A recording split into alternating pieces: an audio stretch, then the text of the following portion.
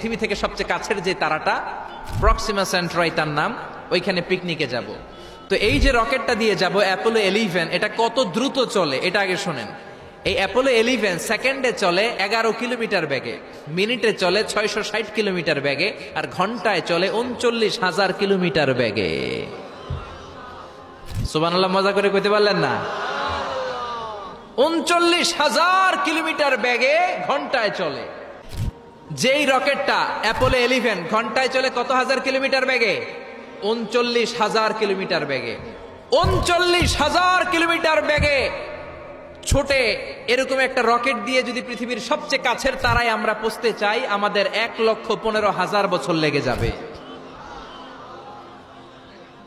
Can you imagine? আপনি কি কল্পনা করতে পারেন যে রকেটটা ঘন্টায় ছুটবে আপনাকে নিয়ে 39,000 কিলোমিটার বেগে, ওই রকেটটা দিয়ে পৃথিবীর সবচেয়ে কাছের যে তারাটা ওইটাতে পৌঁছতে আমাদের 1,15,000 বছর লেগে যাবে।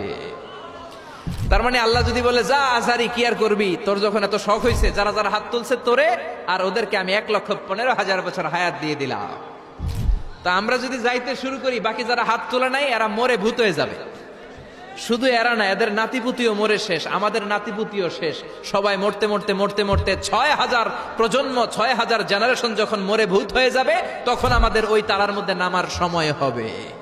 তো এরকম তারা কি মহাশূন্যে শুধু একটা আছে?